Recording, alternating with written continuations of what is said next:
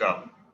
Hello, welcome to Point of View. I'm Ryan, joined with Elliot. Got a lot of big news in North American sports world this week, don't we? Yeah, we sure do.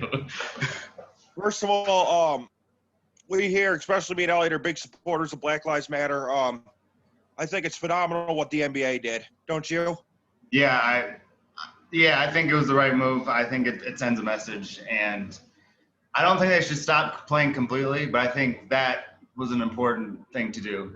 And LeBron being the forefront of that, I thought Michael Jordan got involved. I thought it was the right move, and just to kind of send a message. Yeah. I'm happy that everyone's the NBA has always been at the forefront of social change. It's Yeah, probably why it's probably a reason why it's probably the biggest league in the country as well. People can say whatever they want about the NFL, but it's the most watched, most talked about league in our country. yeah. Because I think it is like on the forefront of social change and bringing everybody together. It's a league for all peoples. Right, exactly. And I think that's an important thing. There's just they just came together and united. No one really had there wasn't really pushback behind it from NBA people. It was, and Adam Silver allowing all this to happen, I think, is a big deal as well. Yes. That being said, we do have a few games to talk about today. Bucks go through today? Yeah, I think so. With the Magic, they always seem to do this. They sneak into the playoffs. They win the game one, and then they lose the rest of them. So I think it's done. The series that comes next, I think, will be really a big test for Milwaukee, especially Giannis and Chris Middleton, who need to really step up in these games. But for that series is going to be excellent. But I don't think there's a way that the Magic even get another game. I agree with that. Do you think Miami is going to challenge them? I do. I think that game. I think that's it. The thing is, Milwaukee could end up winning it in like 5, but equally, Miami could push them to like 7. Jimmy Butler is just the one I'm worried about. Like if he performs at his peak, then this series could go very deep. I don't know if Miami can beat them, but at least I think they'll push. It'll not be an easy series for Milwaukee, and it will test them in a lot of ways. And I think going through a Milwaukee team or a Miami team is going to help prepare for them for later in the playoffs. But you never know with the Heat. I think it's possible, but it's a tough matchup for both of them. Indeed. I think I'm going to call it now. The Heat have the best chance of having any playoff upset this year, in my opinion. Yeah, I think it goes 7. I think it goes 7, and I think Game 7 will probably be decided by 5 points or fewer. Honestly. I hope so, man. That because I just really like the series because you can say what you want about Milwaukee and Miami. They're kind of one-man teams because one has Giannis, the other one has Butler, and then they have some interesting pieces there. So I'm just really excited for the potential battle between those two. Yeah. Clippers. Are you impressed? I mean, like I said last week, it's just I knew going into that series it was going to be the most difficult for them, and it's proven to be the most difficult for them. Luka's been phenomenal. I was just thinking back, and it blows my mind how many people miss this because to me, he was the most obvious number 1 overall pick since LeBron James. I didn't think there was even a debate about anybody else, and he's been terrific in the series. They didn't have Kristaps Porzingis for part of it, and then so they made this a series, but the Clippers they had that game just basically ripped them to shreds, and it looks like Luka's not going to be there for the rest of the series. So I think it's pretty much over. I think the Clippers probably win this in 6 and all that, but I just think it's hard to say what the situation is. But I'm not impressed with the Clippers, but I still think they're the best team as long as Paul George shows up, and that's been the issue for me, at least with that series. All right. Are your Celtics going to get past the Raptors? I don't know. I'm scared. because I think the Celtics probably should win just because they have the best players on the team, just in general. But there's just something funny about the Raptors where they could. I think it's going 7. I'd like to think Boston wins it, but I just don't feel comfortable going into this series just because I know the Raptors are so good and they can push Boston. So I think they win in 7, but if the Raptors win this series, I wouldn't be surprised. All right. So that's probably about all the basketball talk we're going to do today. The NFL season starts in about 12 days, and who better to give us analysis than Elliot? So first game we got is your favorite team, the Houston Texans, battling the Kansas City Chiefs. That's week 1? Yeah, that's opening night. Oh my God, that's an incredible game because everybody knows how I feel about Patrick Mahomes, my guy, and then I love Deshaun Watson. But I'm actually really interested to see how this Houston team is going to look after all the bad moves that they made in the offseason, getting rid of their number 1 receiver. I think it's going to put immense pressure on Deshaun Jackson. And, yeah, I don't know. I think it's hard to say because going into week 1, you haven't seen these teams play.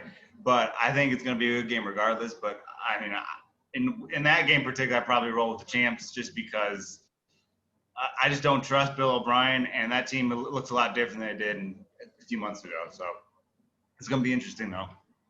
Do you think if they had anybody other than Bill O'Brien, like they could even put like a puppet in there, do you think they'd be better off? Honestly. Yeah, pretty much. Like, okay, if you're going to trade Deshaun Watson, you need to get as much as you Hopkins. Yeah, sorry. That's what I meant. You need to get as much as you possibly can. The Bills got Diggs for more. The Vikings got more in the Diggs trade than Deshaun Watson got, Hopkins got in the Houston trade, and I mean, Diggs is good. He's nowhere near the level of Hopkins. So I just don't understand what the thinking was behind that. And now they have Randall Cobb. And I don't think that's changing anybody's life in Houston. No. But if they had anybody else, it would be way better. I mean, they still got to win the division. That division's so crap. Even I know Tennessee's good, but you have to figure they. Yeah, I think Tennessee's taking a step back though, just because of what happened last year, and they gave Ryan Tannehill all that money, and then I don't know. The Colts might do something. I don't know for sure. Don't hold me to that, but I think they could possibly make some noise. But I think it's not a strong division. And then you got Jacksonville, who's going to get the number 1 pick, in my opinion. So it's really between. Yeah, I guess Tennessee, Indiana, and Houston could all win it, but I don't think Houston's going to be that. There's not going to be that much pressure just because. I just don't think that there's any team in that division is very strong. So it's kind of going to be like the Dallas-Philadelphia division, where none of the teams are that good, but they 8 wins, 9 wins could get you into a playoff spot. So, so that's the way I would say about that. Do you think Bill O'Brien gets fired, or do you think why do you think they like him so much? I mean, he's made the playoffs 4 times. Yeah. So what? But he's only won. How many playoff wins does he have, though? 1? 1, I think. Yeah, 1. Yeah. Oh, yeah. Because last year they lost to the Colts. To the Chiefs. Oh no. Yeah, but no, they lost to the Colts too, though. That was this year. Last year, lost to the Colts 1 year. Yeah, that's right. Last year was Andrew Luck's last year. They wiped the floor with them, and then this year they beat Buffalo and lost against State. So that's 1 playoff win.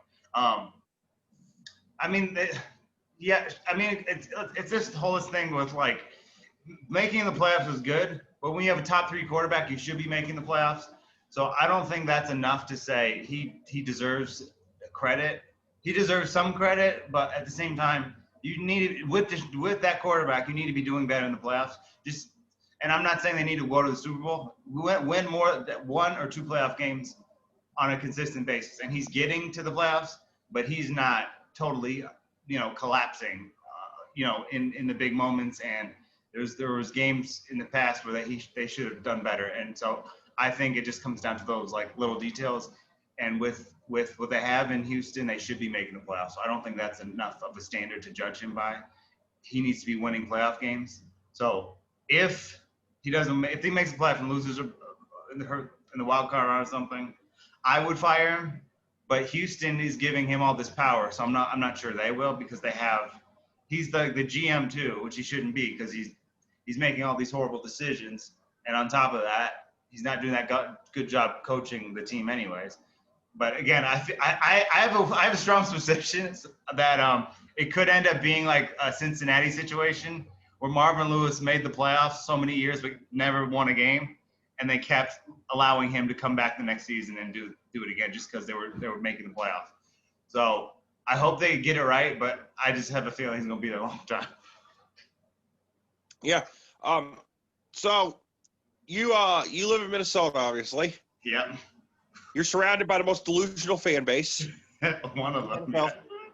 Yeah. What did they say about their Vikings this year?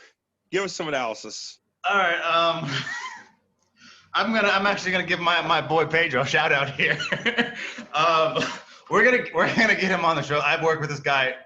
He's one of the most delusional sports fans, but he's so entertaining and he's got some insane theories. I've already talked to him. He wants to come on at some point.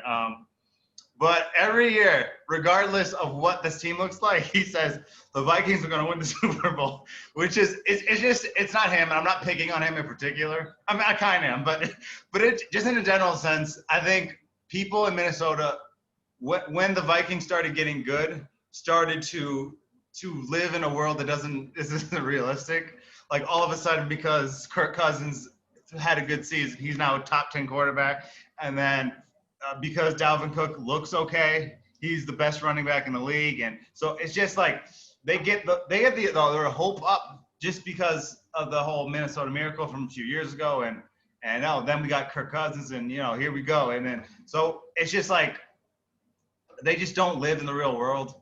I kind of think Packer fans and Vikings fans are the same that way, where every year they think their team is going to be exceptional, and I think they probably win the division just because Green Bay doesn't look that great.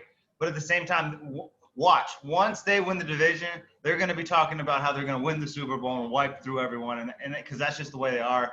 And then the fans I love their passion and everything, but they just don't live in the rest like the rest of us. And I mean, it might not be their fault per se. I don't like that they stole the Iceland soccer team's chant and just put school in front of it. That vehemently bothers me when I don't go to a lot of Vikings games, but I'm like, dude, you literally stole that from, because they started doing it right after the Iceland did the thing in the Euros, and literally like the next season they started doing this skull chant, and it's just, I love the Vikings, but it is so annoying, and I don't know, they're just a funny group of people, and they think they're right no matter what the situation is. Do you think, though, honestly, with Minnesota, could you at least, I know you weren't a big fan, Kirk Cousins did win the playoff game last year, though.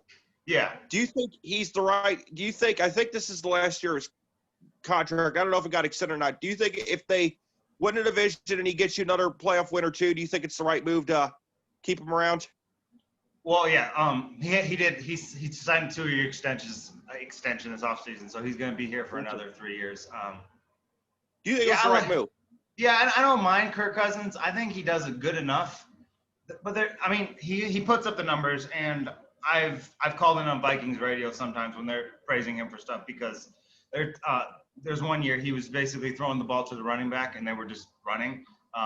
And so I think the local media gives him a little bit too much credit. But I think he's good enough to win, to get the Vikings to where they want to go. My issue is the small details. Like what I've always said to Vikings fans when I mess around with them is, if the game's at 12, if the game's at 7:30, the Vikings will lose because Kirk Cousins cannot win those big games.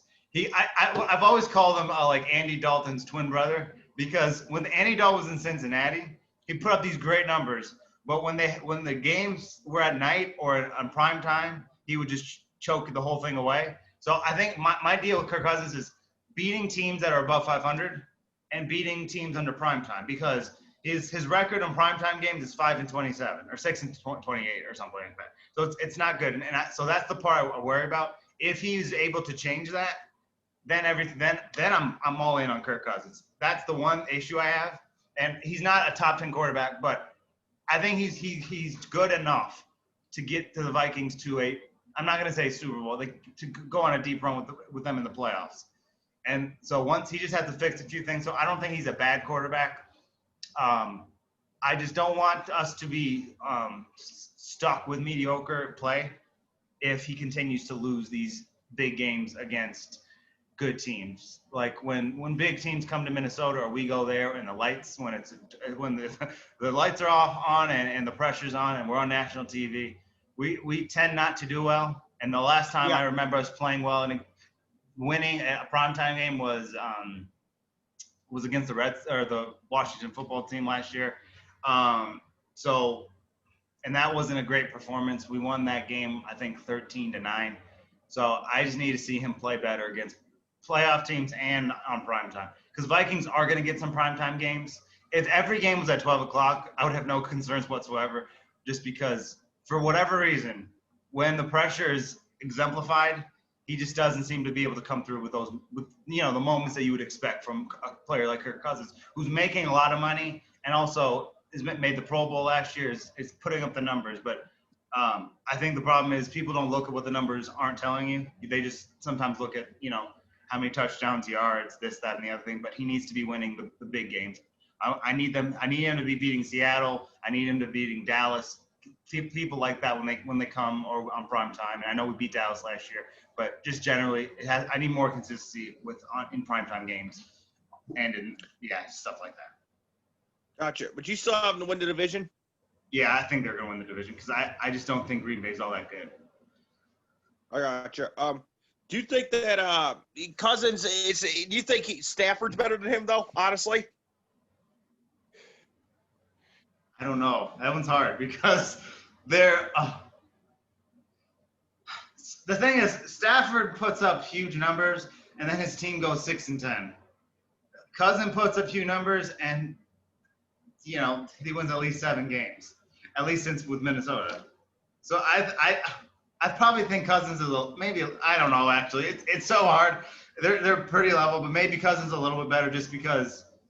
But his team is better. I don't know. It's an impossible question, but maybe he's a little better than Stafford, but I don't know. But Stafford really doesn't have any help either, so it's really hard to say. But those guys are kind of in the same. But I think Stafford puts up better numbers. He's Hall of Fame numbers, just not results. Chase Daniel and Rich Trubisky, who would you start? Oh my, Chase Daniels, of course. I mean, he had the game in Thanksgiving. He threw 3 touchdowns, no picks. But I don't know what they're doing in Chicago. I don't get the Nick Foles thing. I get he has the same coordinator. I just don't. I think this is a disaster regardless, because if you start with Nick Foles and he's a disaster, then you're putting in Mitch Trubisky, who's has a reputation of being a disaster. So I don't know. I have a lot of Bears friends, and they want to do well, and their defense is incredible, and they have a good team. But I think it's almost better that they don't win that many games, because then they can get one of these quarterbacks, and then they can go straight into playoff contention immediately. But none of their options are good. Yeah. Do you think Mitch Trubisky is up there for Ryan Leaf level draft bust now? Not quite. I think Christian Ponder was worse. I think Russell was worse. Not Russell Wilson, but Jamarcus Russell. I think Ryan Leaf was worse. I think J.P. Lobson was worse. But then he's probably if you're talking about the bust of busts, you have those guys up here, and then Mitch and other people, and Tim Couch. Yeah. Rick Meyer. The guy who was on Jacksonville, Blaine Gabbert. Bortles. No, Bortles too, and Gabbert, and then Bortles is not a big. He's a bust, but he had years where he threw like 4,000 yards and 30 touchdowns. So I wouldn't put him in the same class. I think they're all busts. But, I mean, the problem with Mitch is it was so obvious that he wasn't going to work in the NFL, and they drafted him with the second overall pick when – I mean, let's be frank. Patrick Mahomes was not – he was on my radar, but he probably wasn't on very many other people's radars. So them not taking Patrick Mahomes isn't the problem. The problem is them not taking Deshaun Watson because he was highly regarded at that point.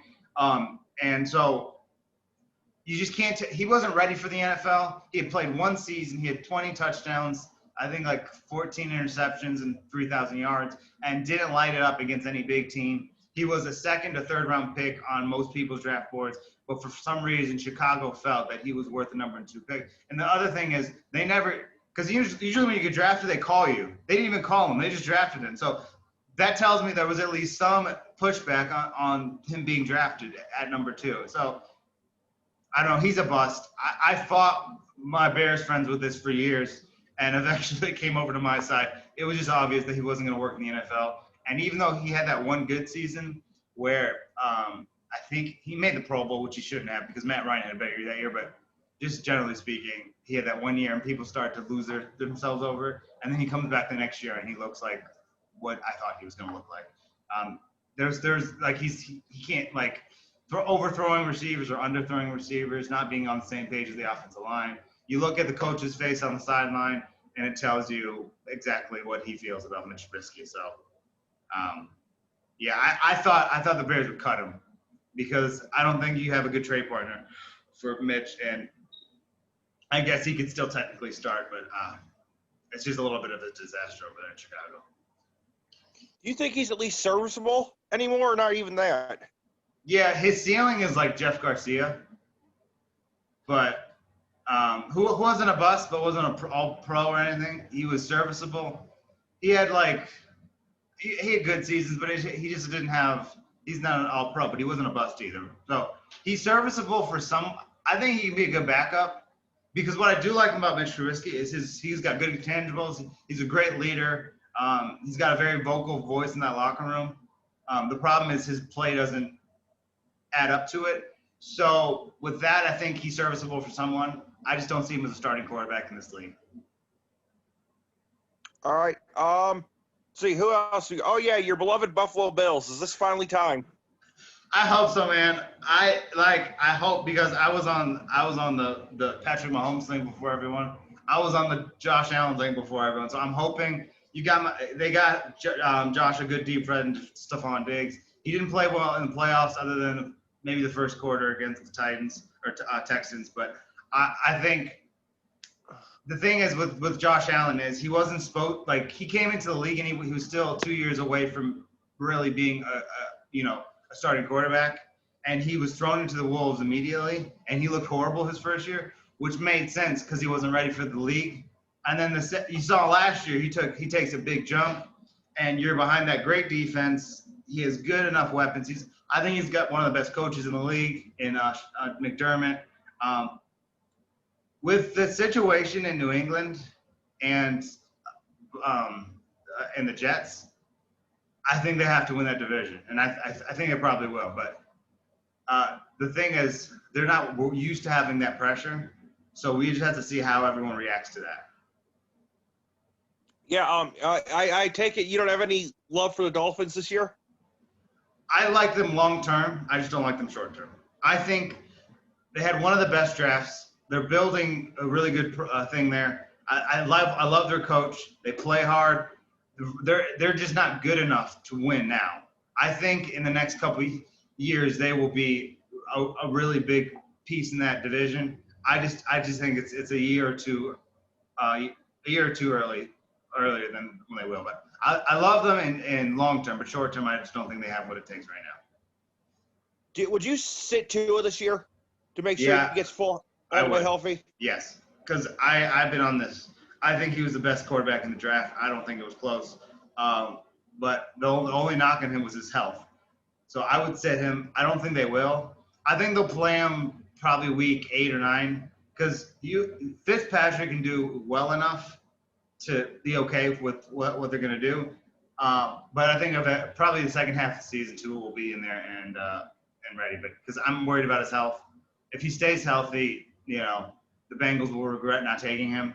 If he doesn't, it will justify their decision to take Joe Burrow instead. But I love Tua. He was statistically one of the best college quarterbacks, at least in the SEC. So I think he's got the stuff. It's just I'm worried about his injury issues. Chargers finally move on from Philip Rivers. What do you think his legacy is there? I don't know, man. If anyone who knows how much I love Philip Rivers. He's my favorite NFL player of all time. I don't know. I mean, it's tough because he has a Hall of Fame resume. He just doesn't have the playoff stuff to like follow that. I still think he should have some sort of, and I'm not saying build him a statue, but I think he should be remembered fondly by the Charger faithful and the fans and all that.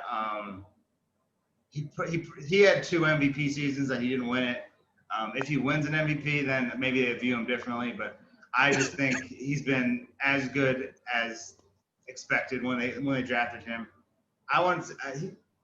If he won Super Bowls, it'd obviously be different. But I think he overachieved what I think a lot of people thought that he was going to be in the NFL. And now he's going to the Colts, and I hope he does well there. Yeah, it's the end of an era. It was the right thing to do. You could see how emotional he was about leaving that team at the end of the season. So I think they'll remember him in a very positive way. I mean, he was with the same team for a really long time. So I think the people of San Diego will appreciate that. Yeah. Justin Herbert, though, me and you both like him. Yeah. Good pick. No, I'm not picking the Chargers to make the playoffs this year. Don't get me wrong. But I think they could win 6 or 7 games with him. Yeah. Do you think he's going to start from the beginning? Because I feel like Tyrod's going to play the first half of the season. I would start Tyrod, honestly, yes. But what I'm saying is that team's good enough, even without Herbert starting, to win several games. Yeah, I think they can be a playoff team by next year. This year, it's probably not going to happen. I think Herbert's good. He probably would. I mean, at one point, he was the number 1 rated quarterback of last year's class before Kyler Murray did what Kyler Murray did. But so I think he stayed another year. He was a top 10 pick. He's got a lot of. I like him a lot. I think he needs to sit a little while, but again, it's kind of with the Tua thing. Once he's ready to play, I think he's going to be excellent. But it was a good pick. I think that was the right pick. They were either going to take Tua or him, and I think that was exactly what they should have done. I agree. And you know what? People always give the Chargers crap for not being able to draft quarterbacks. That's bull. I mean, outside of Ryan Leaf, they've hit on Dan Fouts, Drew Brees, and Philip Rivers. So maybe this is another hit. Yeah, on all 3 of those guys are Hall of Famers. I know some people probably won't vote Philip in because he didn't win a Super Bowl or whatever, but still. Philip Rivers had 2 campaigns where he could have won the MVP. And unfortunately, in those 2 years, it was Peyton's record-breaking year and Patrick Mahomes' record-breaking year. If those 2 events don't occur, they're winning. He's probably winning those 2 MVPs. So it's just like I think they've done a really phenomenal job with the quarterbacks. I mean, they drafted Drew Brees and Philip Rivers. That's incredible. Yeah. I mean, people say, but still, I know they drafted Manning and traded for him. They knew what they were doing because they're like, you know what? We can still get a really damn good serviceable quarterback, and he became more than that.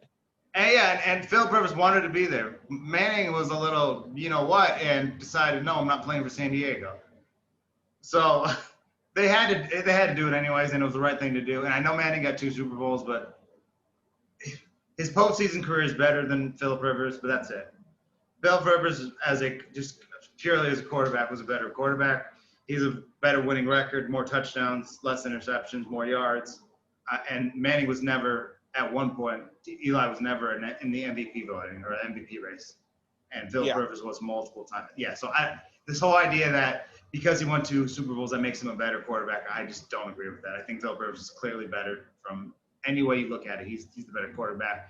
In clutch moments, Eli was tremendous, which makes him a borderline Hall of Famer. And he beat Brady twice, which is really incredible. But Philip is the better quarterback, and I think that's pretty obvious. Yeah. The Bungles. I mean, I know we're talking about a lot of the bad teams, but we got to talk about the new quarterbacks. Yeah. Do you think that the Bungles, like, what's like their ceiling this year? 2 wins, even with Burrow starting? A win? 0-16? 3-13, I think is appropriate. They'll have a last place schedule, so they're going to beat some of these other crappy teams. And I think Burrow, I don't think he's what people say, but I think he can do enough to give them at least a sense of hope going into the following season. What Burrow does this season, I think it's going to be bad. I think it's not going to be his fault because I think that offensive line is so bad. He's going to spend at least half of the season just on the ground, and the other half getting picked off. I mean, so I don't blame whatever happens to him this season. I don't think that's on him necessarily, but because he just got drafted into the worst possible situation you could imagine. They don't have a Pro Bowl anything. It doesn't seem like anywhere on that team, or hardly any. AJ Green wants to leave. It's just a toxic situation. And 3 wins, maybe 4. I'm rooting for him. I hope he does well. But his team is so bad that it's impossible for him to have a really historic rookie season. Yeah, I agree with that. My ceiling for them is 2-14 again. I think Jacksonville's still going to be the worst team in the league. Honestly, I don't think they're winning a game. I think they're going 0-16. You really don't like Minshew at all. I like him. I just don't think he's very good. It's a difference. So Minshew, the thing with Minshew is he had that season where he had that moment, and everyone was falling in love with this kid because of how special he was playing on the field. He's a fun story. He was a 7th round draft pick. He transferred twice, and this whole thing, and then the fame sort of worn off, and he looked not good the rest of the season. So, and Minshew can have a good season and them still go 0-16 because the team is awful. They traded their best defensive back last year. They traded one of their Calais Campbell to the Ravens, so now they don't have a pass rush. They don't have good secondary. They don't have a good offensive line. They don't have a good quarterback, and maybe they have Fournette as a running back, but that's it. So I don't know if 0-16. Maybe they're not winning more than 2 games though. I just think, and I think that's the best move.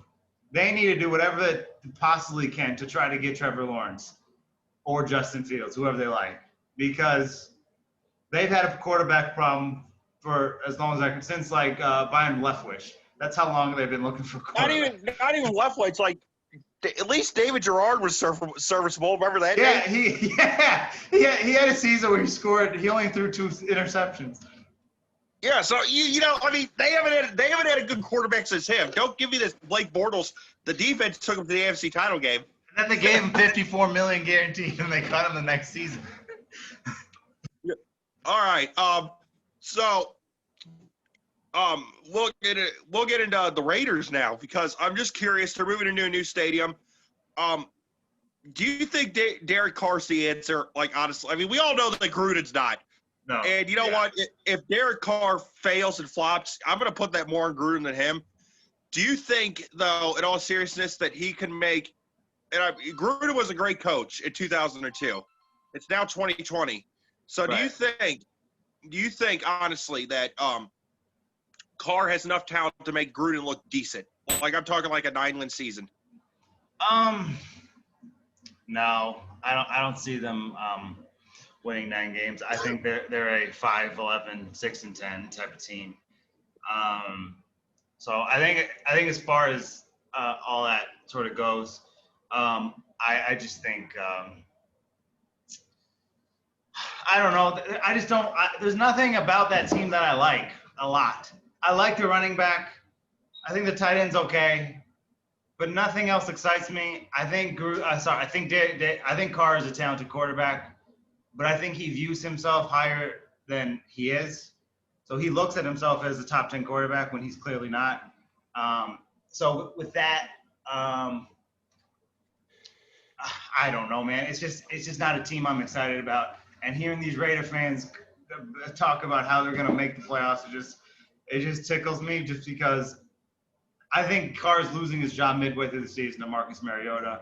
The only reason Gruden brought him in is to put pressure on David Carr, and I don't think he'll handle that all that well. And I like David Carr, but I don't know. This is nothing that excites me about that team. I think they'll be drafting high again. Yep. I'm going to tell you, Elliot, my friend, I got to talk to you about Dak Prescott now. I think he deserves the max contract that he can get. That Cowboys team was not very good. It's been off and on. The years they've been awesome has been when they put a good team around him and he's had weapons. When everybody's hurt or injured, they're absolute trash. So what do you think? I don't know. There's a lot I like about Dak. But he's a good quarterback. Don't get me wrong. I think he's probably still a top 10 quarterback. But he doesn't have the talent of some of these other guys. So a lot of the things he needs a good running game. He needs a good receiver. He needs a good coach. And sometimes all this stuff just adds up, and he ends up being great in certain years. But I think I just think it's a difficult situation just because of everything that he's going through, and he doesn't have his contract now, which I think he's going to go into that next season pissed. So I think next year he's going to have a great year. He's going to get his money. But Dak Prescott, there's a lot to like about Dak Prescott. But I don't know.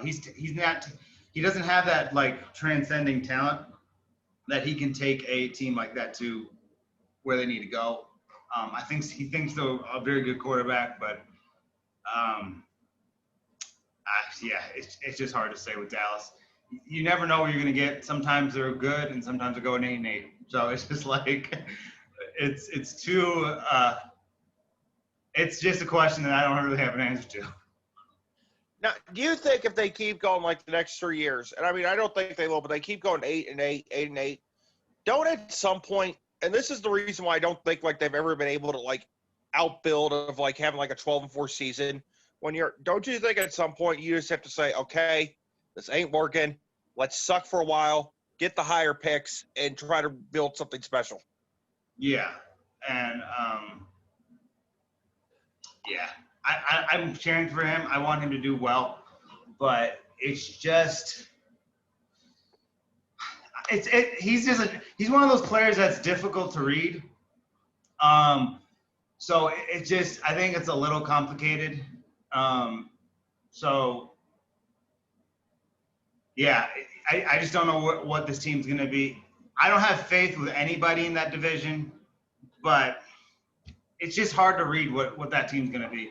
I think they have a better coach, but that's it. I think they need to – I don't know what they need. They need a lot. I think Dallas has enough talent to really do something good do something this year, but I just don't trust the whole situation because they're too inconsistent for me. Yeah. And they're going to lose like 6 or 7. No matter who wins the division, they're going to lose 6 or 7 games. So, are they really all that good of a team? You could win that division with 8. If they were in a different division, they'd probably not make the playoffs. I agree. Packer fans, I know you love to riff on them. Yeah. You said the Vikings are going to win the division. This is one of my last few questions before we wrap up. Why do you think they won't make the playoffs this year? They won't make the playoffs? Yeah. Well, let's see. They were a 9-7 team that, by coincidence, won 13 games. Let's start with that, right? So you can say whatever you want about the Packers last year. They were not a 13-3 games. They were a 9-7 team. That was their approximate value of that of all that. So you look at that. They're what they're trying to. And let's look at the big games. They got crushed by San Francisco twice.